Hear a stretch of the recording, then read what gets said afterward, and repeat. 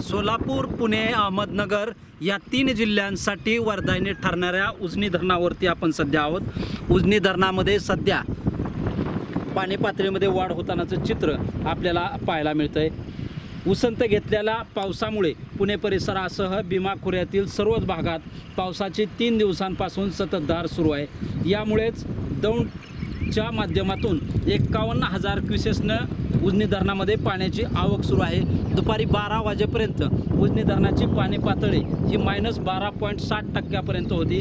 गेले कित्येक वर्षापासून उजनी धरण हे सध्या सगळ्यात जास्त म्हणजे -60% हे उजनी धरणाची पाणी पातळी खालावली होती। परंतु सध्या ह्या होणाऱ्या पावसामुळं उजनी धरणामध्ये पाणी पातळीमध्ये वाढ होते व संध्याकाळपर्यंत उजनी धरणामध्ये दौंडच्या माध्यमातून देखील जवळपास 1 लाखाच्या पर्यंत आवक ही येऊ शकते, अशी देखील माहिती उजनी धरण कार्यालयाच्या माध्यमातून देण्यात आलेली आहे। यामुळे उजनी धरण हे जर 1 लाखापर्यंत जर आवक राहिली तर उजनी धरण हे उद्यापर्यंत प्लसमध्ये येऊ शकते, अशी ही माहिती उजनी धरण कार्यालयाच्या अधिकाऱ्यांकडून देण्यात आलेली आहे।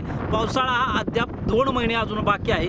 जर 2 महिन्यापर्यंत पाऊस काळ असा राहिला तर उजनी धरण हे 100% भरण्याच्या आशा या पल्लवीत झालेल्या आहेत। कॅमेरामन हर्षवर्धन गाडेसह शीतलकुमार मोटे, TV9 मराठी, उजनी।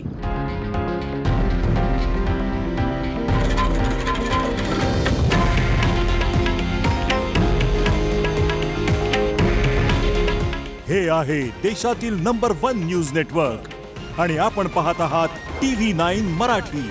काळजी तुमची, हित महाराष्ट्राचं।